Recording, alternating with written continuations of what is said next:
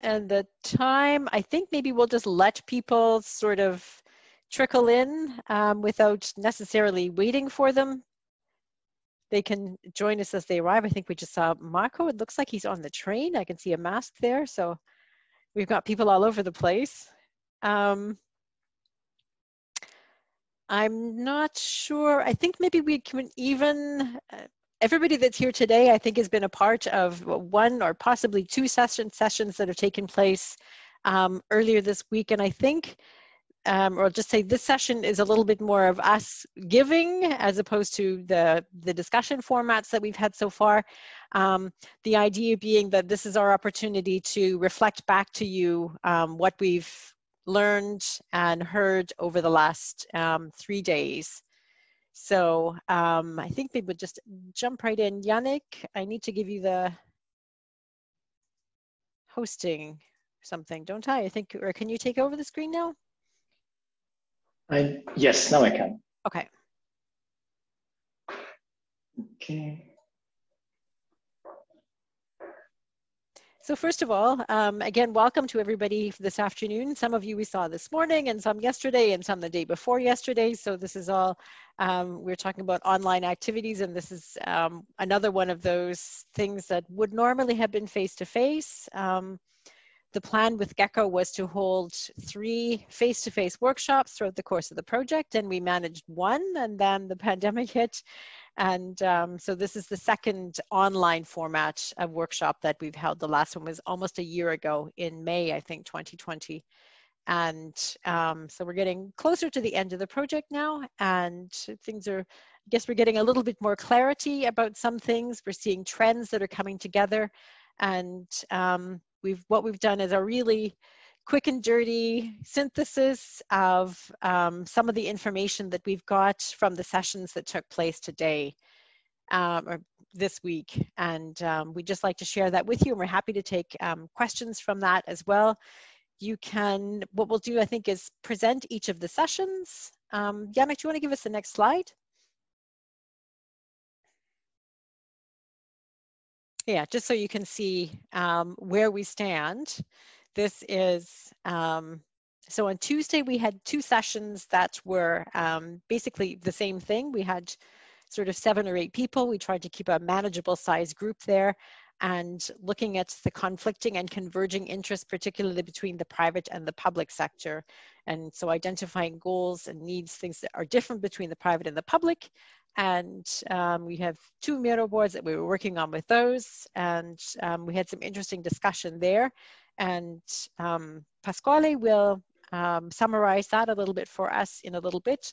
On Wednesday, we were looking at the scenario or vision that we had developed based on various existing policy documents, looking at where we would like to be in 2040, and addressing, or what are the challenges to, we'll say the regulatory challenges to achieving that vision. And this session was based partly on some of the survey questions that we sent out that I think many or most of you answered for us, which we're grateful for.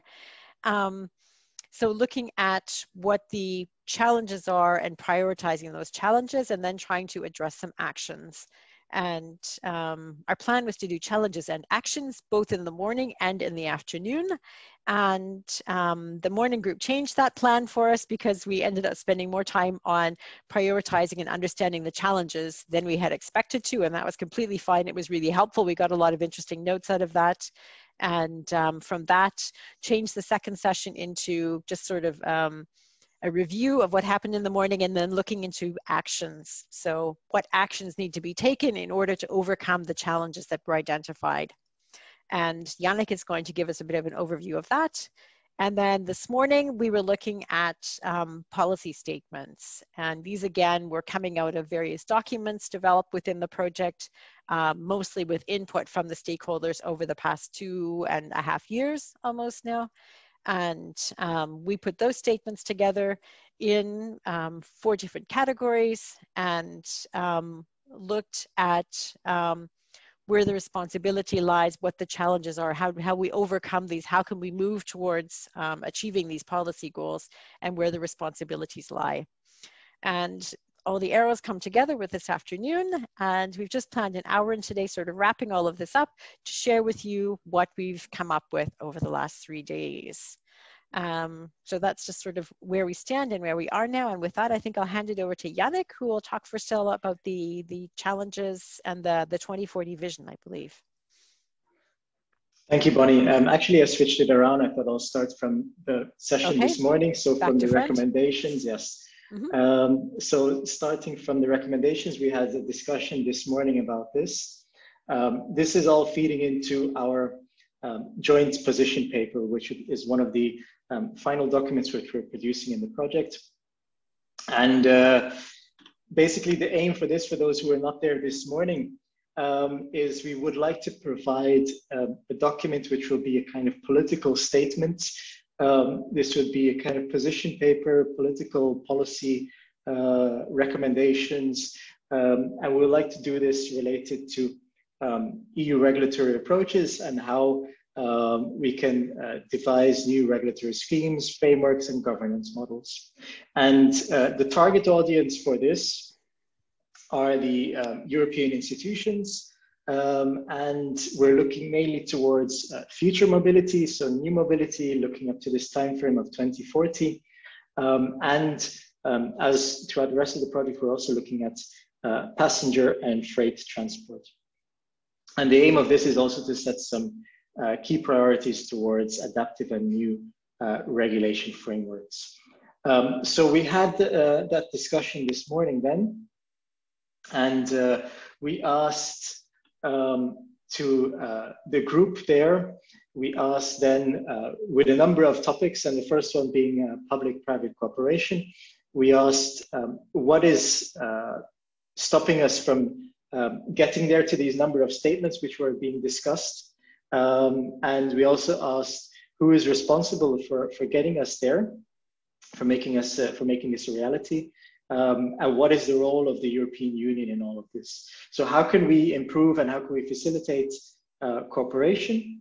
And what are the issues to get there then? And some of the things that were mentioned in the discussion was, for example, the lack of, there could be a lack of a strong view of the local mobility strategy from the public side, or long or slow administration processes, distrust from the public side to the private side about hidden agendas or commercial interests. Other things could be that public authorities think and act locally while operators are global players, or the standardization of the data framework is sometimes lacking, or for example, even just funding for local authorities to help with this. Then who could be responsible for facilitating this, for making this a reality? Well, for one, it could be a shared responsibility between the authorities on the private side. And then to facilitate that, having a framework, either at the local level or at the higher level, to facilitate this would help, but also a strong willingness from the both sides to facilitate this cooperation is also very useful. Otherwise, local city and transportation authorities, it said, should take a strong lead, or national governments have a role to play in this. And from the European Union side, what is their role? It's to first set the policy direction, so which are the overall goals, sharing of practices, what are the common needs that are necessary from the different sides, setting a regulatory framework, providing funding, or open data standards, and pushing for this is also another aspect. So that was for the cooperation. Then for data and digitalization, again here, what is preventing us from getting to a number of the policy statements that were discussed there? It could be that there is a complexity of the issue, lack of a fit-all solution, so standardization here again maybe, privacy concerns, diversity of policies in different areas. There's a minimum set of data, real-time data should be provided for free to authorities. Who should have a role to play in this? National or European administrations, local levels for the analysis, and acquisition at the national or regulation level. And what could the EU do to help with this? And that is to set minimum requirements. So it could be setting a set of minimum requirements which the local or regional level can then build upon, basically. Related to the statements for the new regulatory approaches, what is preventing us from improving this and to getting to a better regulatory approaches on this? So it could be institutional and regulatory silos, which are causing issues compared to regulation or setting regulation across different sectors, different industries. So this cross-sectoral issue and the dispersion of regulation across different agencies, institutions, this is causing an issue there. So, and also regulatory processes are time consuming. This was also pointed out as an issue, and a delicate handling of tax money was also raised by one of the participants. Who would be responsible for mitigating this and improving this? So it could be regulators and lawmakers. The member states should be the main vehicle for the deployment of vehicles, at least in the EU. And what is the role of the European Union in this? Is to provide a superior framework that supports decision-making processes and provides a sort of justification. Then on sustainability, society, and safety, here we had a few different aspects here. And again, starting from what is preventing us from getting to the statements, to the aims that we had there. In some cases, there could be issues with public space and sidewalks and balancing the needs for pedestrians and shared mobility operators there. Or it could be the fact that sometimes there is a technological push provided by new mobility operators rather than a service push. And who is responsible for making these a reality then, the statements? It could be local authorities that can promote active modes, companies to develop sustainable mobility plans for employees. Social impacts of new mobility should be considered locally. Member states should provide guidance and support. And then here again, the role of the EU is to produce self-assessment tools or establish social impact criteria. So that was from our session this morning. I will stop there at the moment. Bonnie, anything else from your side, or should we, or comments or questions? Yeah, we're happy to take questions. You can give them out loud or in the chat if you want to, just to say, I mean, as you said, this is like the quick and dirty first analysis of what came out of the points that, that you brought up. It would also be interesting to hear if I don't want to start a massive discussion, but if anybody has anything here that doesn't ring true for them, we'd certainly be happy to hear that or see it written in the chat.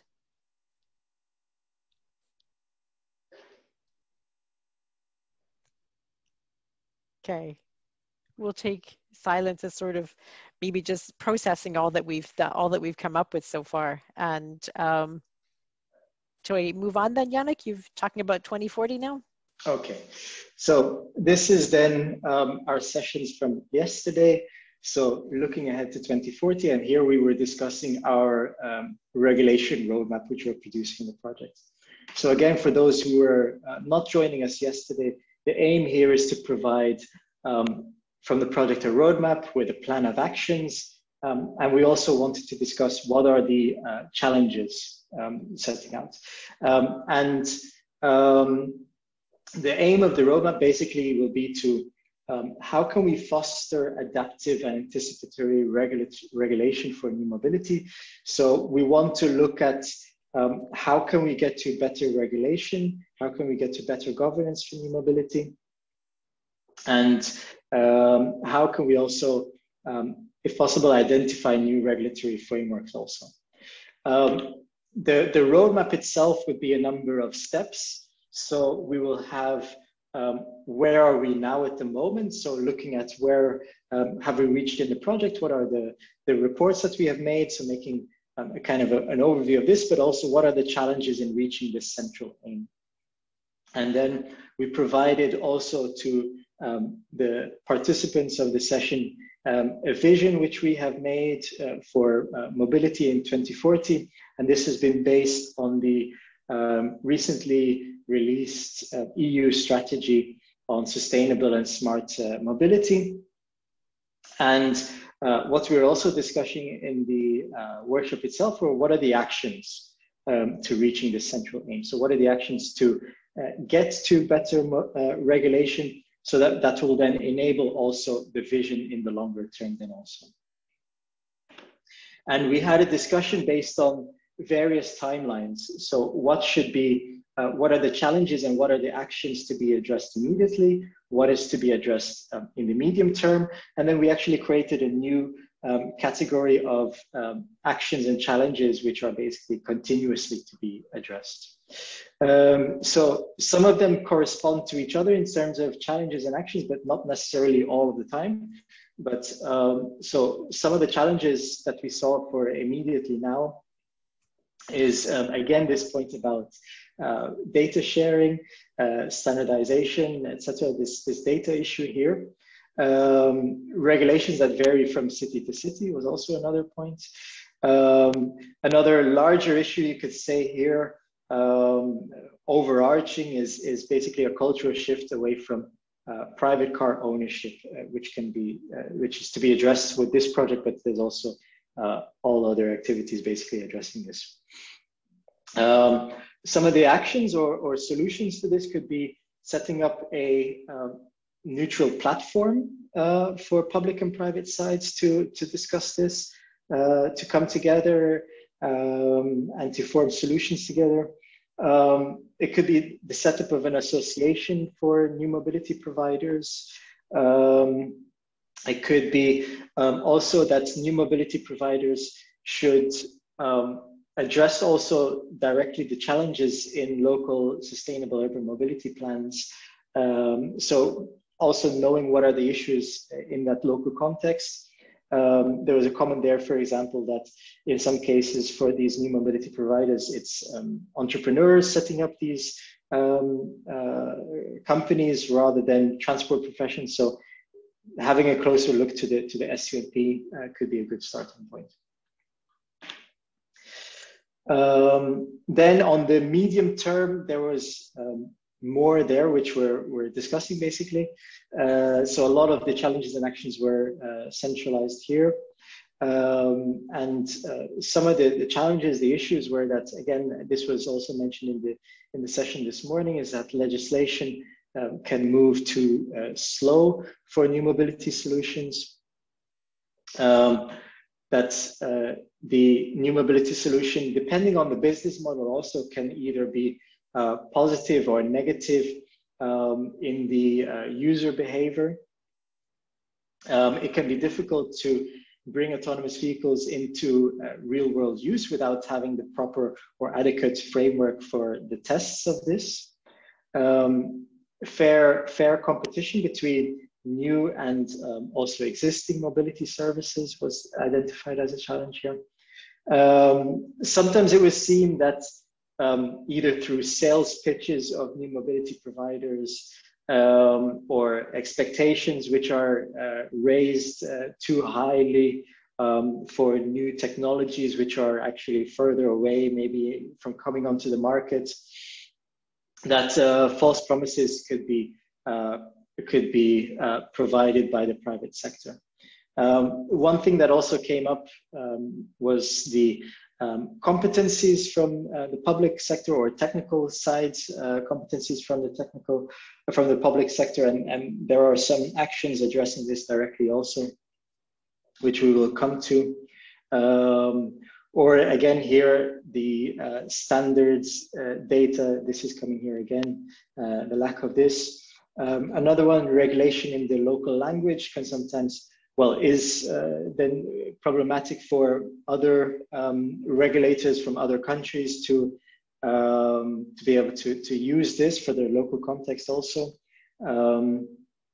Some of the actions then for this, or how some of the solutions for this then, could be to standardize a way to engage with new mobility providers once they approach the city. So have a structured and standardized way within the city itself. So for each new mobility provider which is approaches them, they follow the same steps to deal with this and to cooperate with them. Here, related to, I think, the competency then on the different sides of who does what. So the policy should lead and the technology should enable. Related to this then, the private sector should actually demonstrate how to overcome the problems of the public sector. So that should facilitate the technical competencies of the public sector. So it should be the private sector who provides the solutions. So those technical competencies are much less important than for the public sector, so to say. International groups can provide or produce technical standards then, and something that could also happen related to the data is there could be sharing without a larger technical standard, but if you maybe agree it then between the two parties, that would help or facilitate with the sharing. If regulation would be structured in a similar way, then this would help also for others coming from different member states using different languages, how they can then interpret that and also use that for their local contexts. Some aspects to be addressed continuously. This is something that came up during the discussion that we had. We basically added this category then because we identified that some of the things are not necessarily immediate or medium term, but something that you should work on continuously throughout the process. And that could be goals that are different between the public and the private sector. Some solutions that meet the needs of certain user groups, but not of other ones. And new mobility providers are not always included in the creation of the regulation itself. The actions then to overcome this, we could have different models to drive this cooperation. It could be innovation competitions or innovation labs, other forms of structured way to facilitate this cooperation. And sharing of best practices between regulators themselves, and also funding directly to the end user so that they can choose the best mode which suits them. And this then corresponds to this point about meeting the needs of some users rather than other users. That is the end of this session that we had. Any other comments or reactions to this? I mean, it's just interesting because Yannick, he summarized this nicely, but there were so many different discussions that took place behind all of this. So this is sort of what ended up on the paper, but the idea of the challenges or the possibly differing culture or different communication standards between the public and the private sector, sort of this ongoing tension there seemed to be a constant theme, which was super interesting. I don't know if anybody has any comments to that or to what they've seen here so far. Andrew, I think I see your hand there. Do you want to go ahead? Yes, Question or comment? A comment, actually. I'll keep it brief. First of all, thank you very much. That was a lot to digest, actually. So I'm partly speechless. But firstly, I think that we should maybe give more recognition to lack of institutional capacity in many cases. And we find that there are two types of public sector clients: the intelligent clients that know what they want. I mean that in a complimentary sense, and the client that may not know what it wants and maybe expect the private sector to take more of a lead there. So there's certainly different kind of clients, and one is not better than another. There's just two models. Also, regulation is reflected certainly significantly there. So just wanted to raise two tensions that I think we could reflect. One is the differing pace of regulatory reform compared to technology and business model innovation. In fact, in most cases, it's the business model that is where the innovation is, as opposed to the technology. Anyway, like shared mobility is an example of where there's little new technology, but there's an amazing disruptive new business model around mobility in this case. That also leads nicely on to the final point, which is the tension between the public need and the societal need. And it's often we call that, in the early days of congestion pricing, the tragedy of the commons, where an individual will act in his or her own best interest, which is often can be against the needs of society. So in the introduction of autonomous vehicles, I know that TfL published two very good two-page guidance documents saying that we don't want to allow autonomy to impact the mode share of transport provided to the public. And I'm avoiding the term public transport. This is transport for the public, which can be delivered by either the public or the private sector. And regulation is a way to regulate the ultra convenient nature that could be offered by autonomous vehicles if they follow the kind of the Uber and the Grab model I mentioned earlier. So again, regulation is a means of constraining to induce favourable behaviour, as well as a means of enabling favourable outcomes. That's all. Yeah, thank you. And putting those tensions together, I think that sort of seems to be one of the key aspects that we're coming up to again and again. Yes. Okay, I'll let that go. Bronwyn, you had something to say, and then Thomas, you'll be after that. Hi, thanks, Bonnie. I continue to be surprised that radical cultural shift away from private car is something we have to address in the immediate. I wrote a note on the comments when I popped back in after the session yesterday, and I thought it at the time. I'm like, yeah, sure, I want that too, but is it the most important thing? Is it something in the immediate? Like, there's so many other things that we should be putting in place and undertaking, and if we're looking at, it has to be an informing principle that's the ambition. But it stuns me that it sits in this box in the breakdown of actions and ideas. Like, if you're thinking, okay, what am I going to do now? Oh, radical cultural shift away from private cars. Like, oh yeah, I'll just have a cup of tea and get on with that. No, I totally take your point. And I think that was one of the things we realized even in so there was the morning discussion and then the afternoon discussion that built on that. And it was there that we realized that we were simply missing the category of this is ongoing. It needs to be addressed now, but it needs to be addressed always. It's this constant thing. Yeah. So that was, yeah. Yeah, okay, that's but all. I totally take your point on that too. It's like, what is this? This is everything. I mean, if Gecko could do that, thank you very much, Bonnie. You could retire happy and I would We come still got a couple of months. I think we tea. can manage. Great. Thomas, you had something too? Yeah, it's difficult after such a fantastic contribution from Bronwyn in that sense. But I have a comment because something triggered me in what Andrew just said. The question of what is public transport, or is it transport for the public? And that's a very fundamental question. And it's also probably a language issue, or at least we see that Anglo-Saxon or native English speakers tend to see public transport as something different than mainland Europe sometimes. And it is really this question. So public transport, in my definition, is what Americans would call transit. So really fixed line, or at least like publicly organized transport services that do not necessarily make money or are profitable, but have a kind of cultural and societal function in there. And I believe that is where the difficulty lays, because there is a need for these infrastructure heavy fixed line public transport services, because they serve our cities in a way, but they are probably never profitable.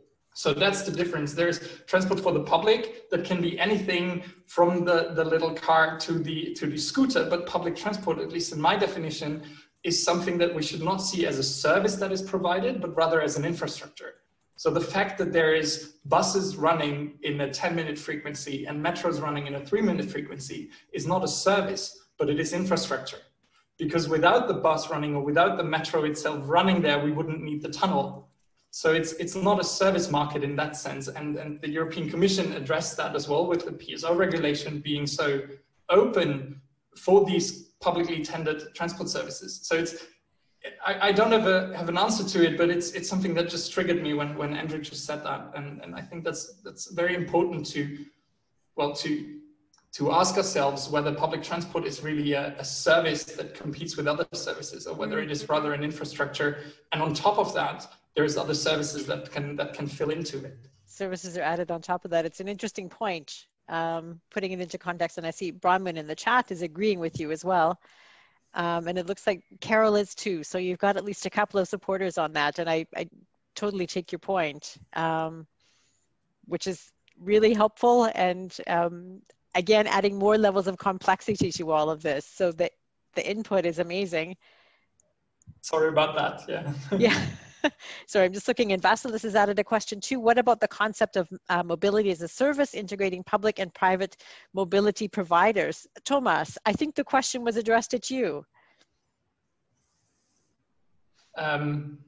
Yeah, sure. Sorry to drop it on you.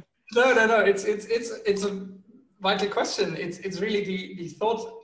I think we should allow also private resellers to integrate public transport into offerings, because we should see it as an infrastructure that serves the city in a wider sense. So using that infrastructure, yeah. But that means it should have a different position in this reselling proposition. It shouldn't be competing with other services. It should be the baseline of it.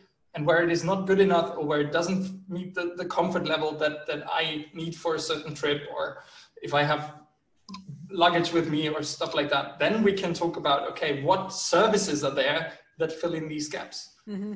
But that's, yeah, it's a very philosophical and a hypothetical question in that sense. But it's just really the terminology we use is crucial in some times. And I believe that public transport or transit, I'm okay with calling it transit if that makes it clearer, is not just transport that is publicly accessible, because transport that is publicly accessible is any kind of car that is out there as well that I can open with an app. And there is a difference to it, I believe, at least. Yeah, it's interesting. I have to say, I wouldn't have thought at the beginning of the project how much we would get into philosophy, but questions come up on a regular basis. So thank you for that, Thomas. Only just to jump in on that, that's a result of who you invited to have the opinions about the work, I'm afraid. If you didn't want this, you shouldn't have asked us to the table. That's why you were selected. Okay, thank you for that, Bronwyn. If there are no more comments or questions, we're coming back to this, the idea of conflicts. Marco has added public transport as a platform where other mobility providers can be plugged in and played. Like this idea. Okay.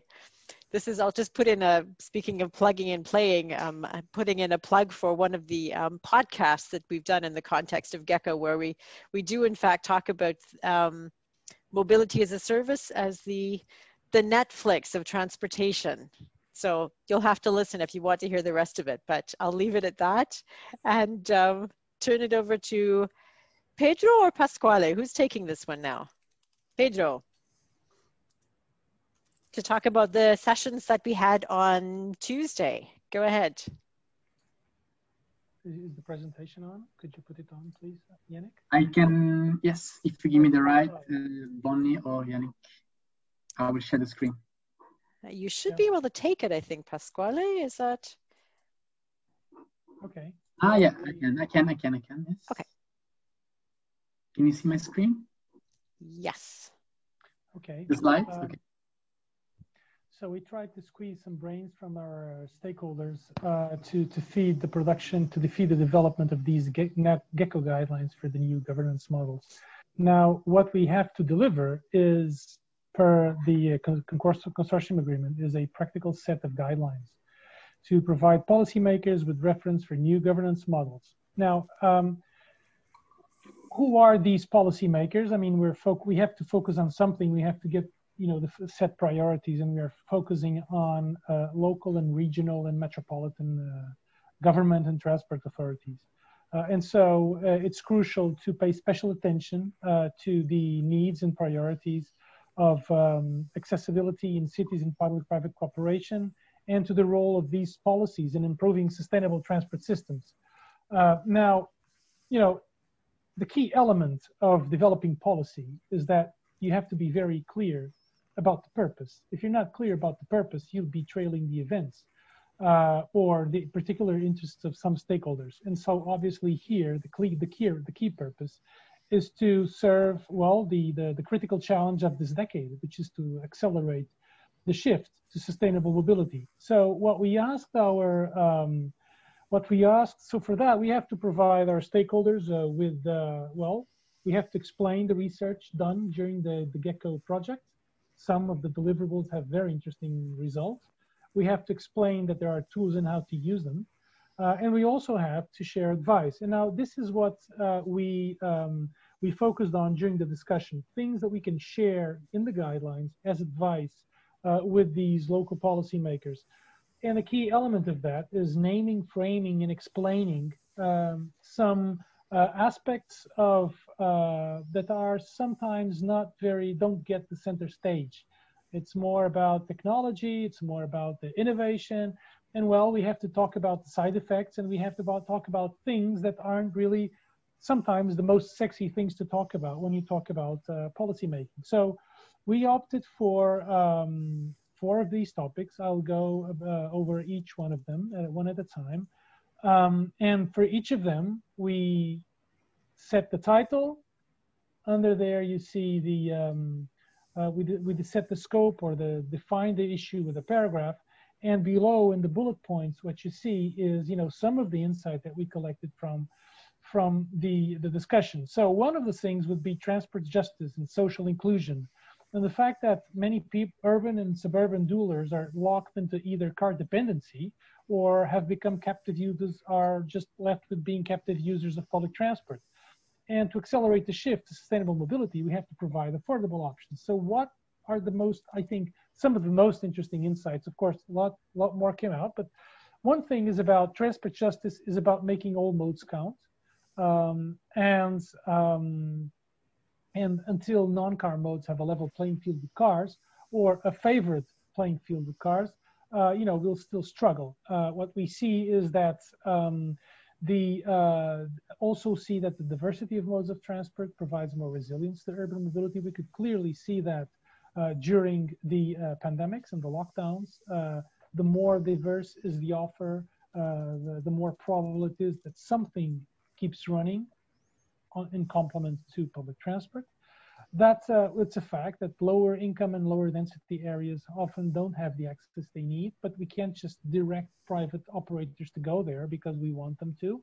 We have to make it appealing, or at least we have to make it viable for them to serve there. And it's very important to bear in mind that viability and sustainability of the business, not just profit, is something many of these private players are seeking, because as they, and they're entering this adolescence phase where they want to survive.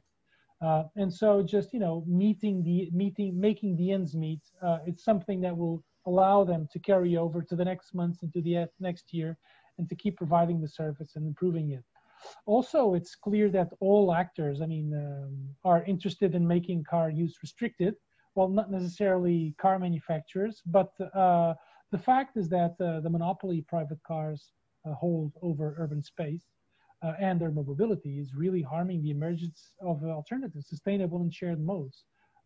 It's not a level playing field right now, and it's heavily tipped towards private car usage. So we should not be surprised that private car usage is still the most easy option to take for many, obviously not for all. And some participants also pointed out that behavior change obviously needs time, and that we have to provide private car users with alternatives and probably baby steps, not radical culture change from one day to the other.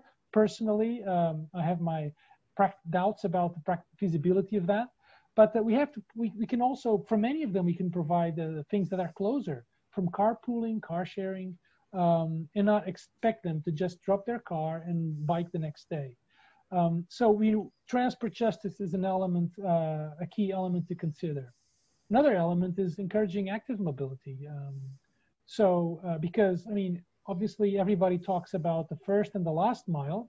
Well, why don't people just walk the first and the last mile? Why are we saying that the role of new mobility services is of many of them is to compete with walking and cycling? Especially because we have a sedentary society, and it also have an economic and healthy relevance. The public health has a very economic importance.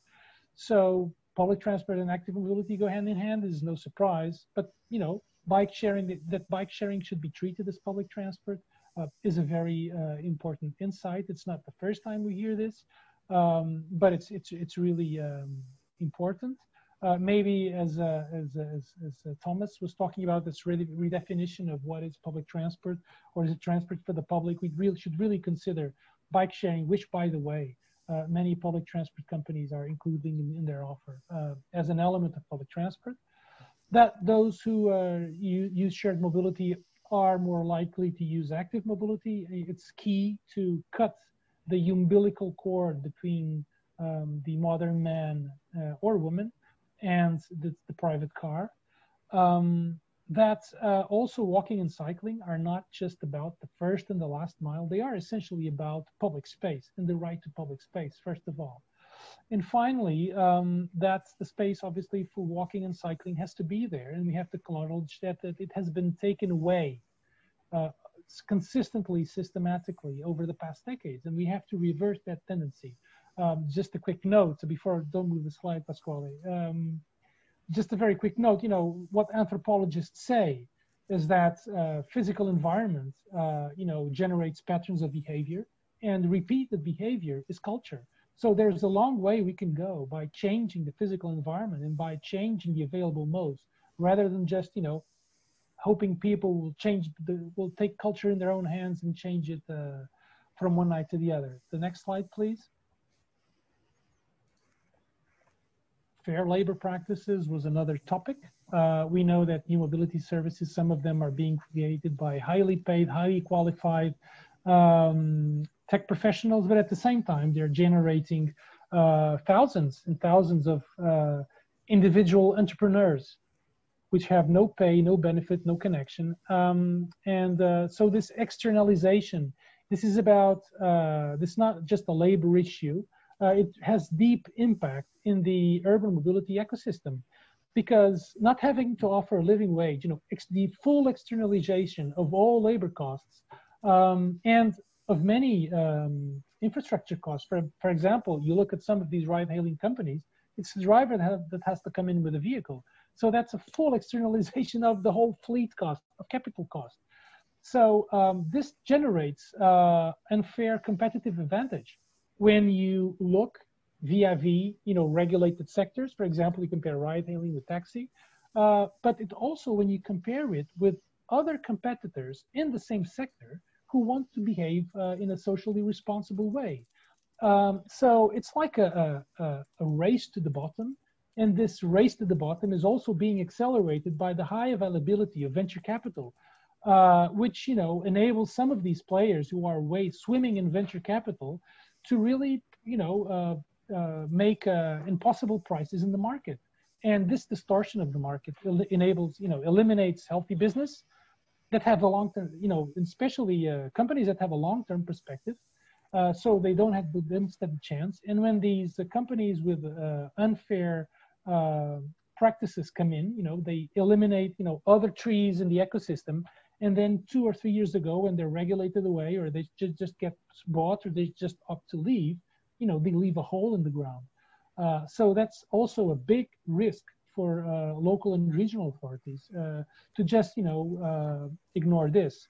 Obviously, also these unfair labor practices harm the reputation of new mobility services. And it's important to point out that the public sector can make a difference. Some cities are already asking about wages, are making funding depend on minimum wages. And I mean, if you look at it, I mean, we shouldn't have public money funding unfair labor practices, because in the end, it's the public sector who will have, if we support the externalization of these costs, I mean, it's going to be the public sector who's going to be paying for that, picking up the tab. Of course, there can be support for job creation, but I mean, under strict conditions that are directly connected to promoting sustainable mobility. And finally, about protecting and serving the backbone. Obviously, mass public transport carries large numbers of passengers.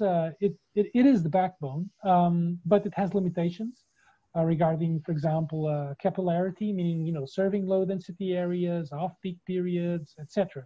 So we need the energy and the innovative capacity of new mobility services to support the growth and the consolidation of public transport. So we need a more versatile offer. When you look at and when you think of it, the private car, that's what the car offers: reliability and versatility. Plus sex, charisma, and status, etc., etc. But it does offer reliability and versatility. We can take it to go to the job. We can take it to go shopping, to take the kids to school, to go out often during the weekend. So we have to diversify the alternative portfolio. So it's crucial to promote the idea that it's cooperating rather than competing, that sharing users is okay. And the integration, the growth of this alternative portfolio doesn't lead to a loss of market share for any of the players. Rather, it will bring more people in. It's a classical total bigger than the sum of the parts. We also have to think beyond the first and the last mile and actually think about more of a demand responsive transport system with several options running under a public umbrella. Doesn't mean that they have to be made public, but simply that it's important to be integrated and connected. I mean, we can go as far as getting everybody in a mass ecosystem, great, but even if we don't have it, just supporting the emergence of diversity in the ecosystem is critical. And obviously there are options and several specific things that can be done, from night service to quality service for people with disabilities. So there has to be a clear commitment finally to quality. And we have to tip the playing field. I mean, this whole conversation about the level playing field just ignores the fact that the playing field is not level. It is heavily tipped towards unsustainable transport practices. And governance is about pursuing public interest. So, so not the interest of the public sector, but the public good.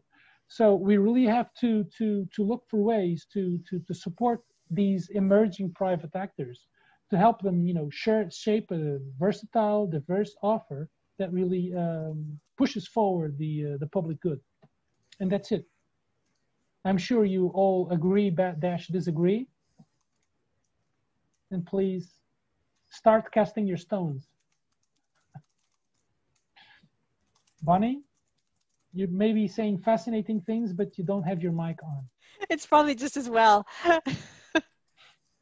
I see you're getting at least one thumbs up. No, I was just laughing a little bit. I was saying we've got a nice summary of the points they came up with, a couple of personal opinions maybe thrown in as well, but there's clear agreement with them as well. So not sure the people that were not in the session, but I think we can see that there's agreement with the content that we've got here. Andrew, you also have your hand up. Do you want to add or ask a question? Just that actually, definitely thumbs up, but hands up also. Firstly, I'm not 100% believer in demand responsive transport. I'm like 99%, because it's been clear to me as, let's say, a practitioner in this space, that not all modes have the capacity to be demand responsive. And if you look at the typical transport hierarchy, from the mass transit, which has very limited ability to be demand responsive, right down to the ultra demand responsive mode, which of course is walking, as Pedro declared very well. So if you were to assemble all levels of the transport hierarchy, and I believe that in most cases, we need all of them.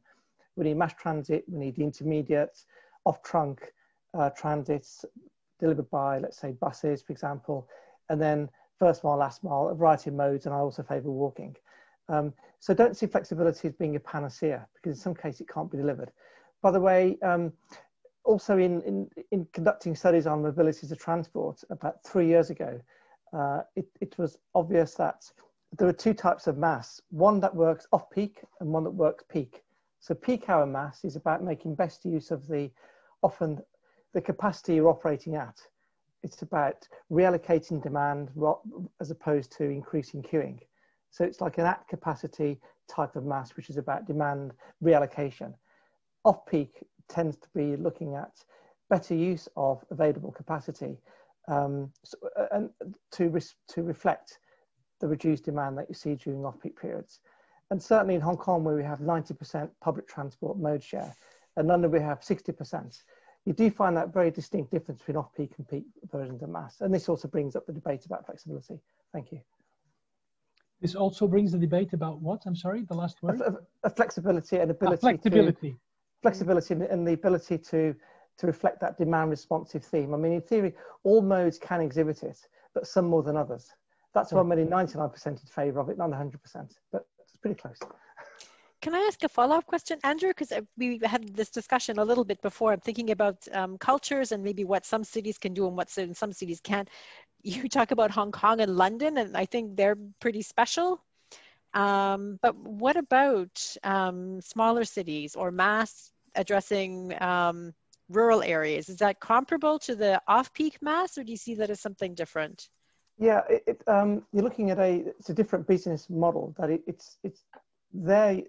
the business model tends to be driven by the distance to walk to the pickup location that you may have booked, and the time, the availability of those slots. For example, I don't want to wait very long, I don't want to walk very far.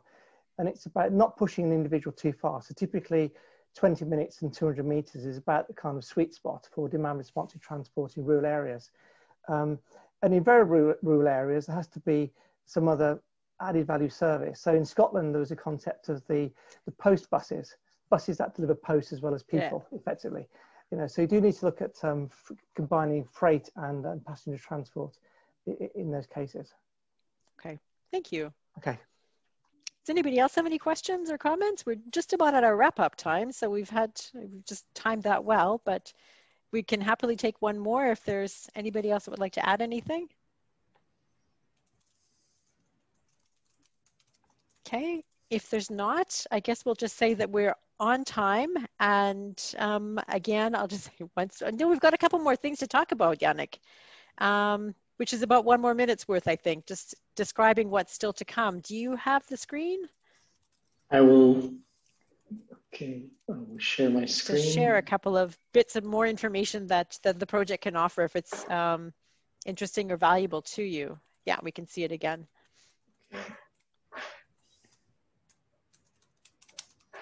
And the first thing we can see is the Miro boards are still available.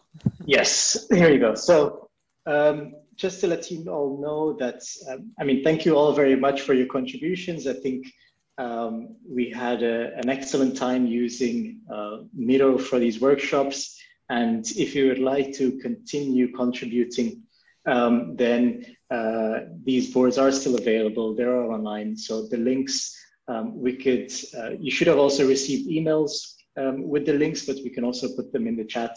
You did already. It's at the top of the chat. Yep. Great. So feel free to go into there, add comments on the sticky notes or add new sticky notes, and we can all consider this. And all your inputs have been very valuable to the discussions and to the outputs we're going to have in the project.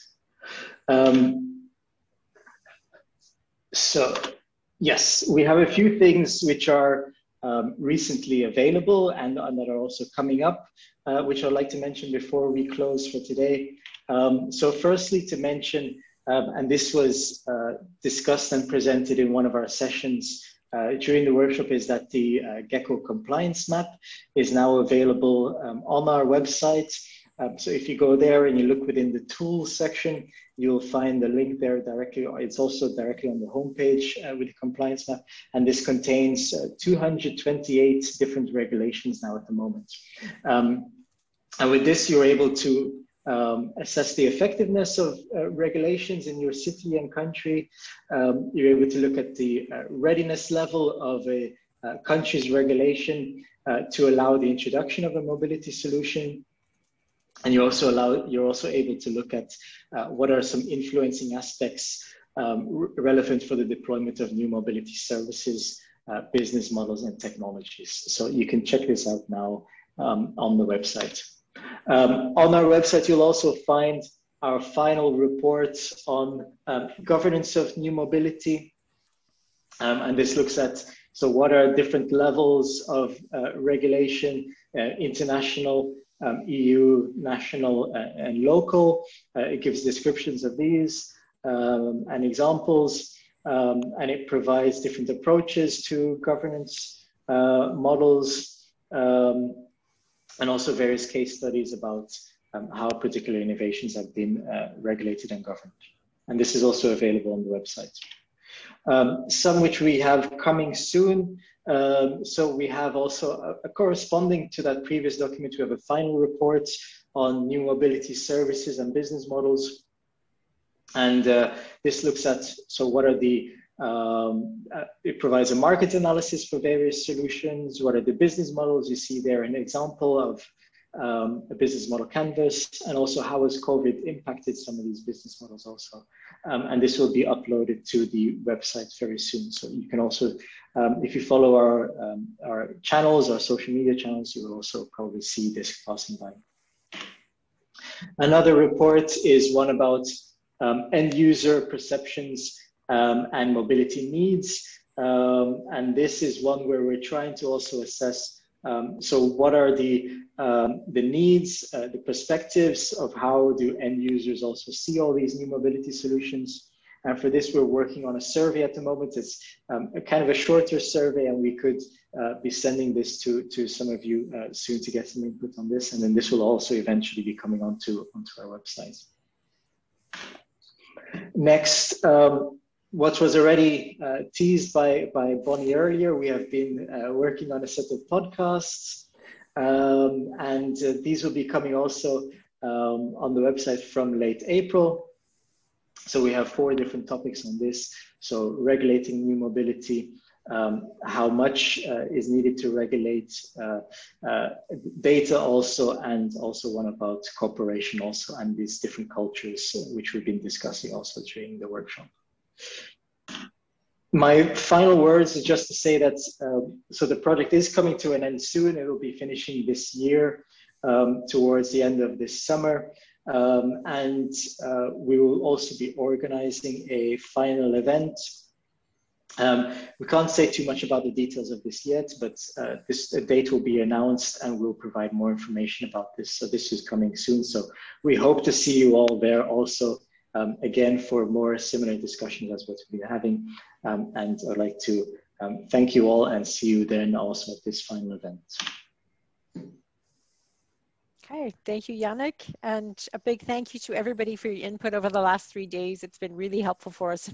We look forward to, although we're feeling a bit challenged by trying to process and analyze that and put it all together, but it's been extremely helpful. So we'll say again, thank you very much. We hope you'll check out the different resources that have been created, and we look forward to seeing you at a Gecko event sometime in the future. Do we get these slides? I see as a question here. I will put them certainly in the Gecko stakeholder LinkedIn group, so you'll have access to them there. Yannick, on the website as well? We can upload them to the website. We did that with the last stakeholder workshop. That's what I also, thought. so we'll do this also, yes. Okay, so we'll do that as well. Perfect. Thank you, everybody. Have a nice evening or good night if you're going to bed, or good morning if you're just getting up. Okay, thank you, Bonnie. You have a good Bye, day. everyone. Thanks, Lewis. Thank Good you. night. Thanks, Bye. Bonnie. Bye. Thanks, everybody. Bye. Bye-bye, everybody.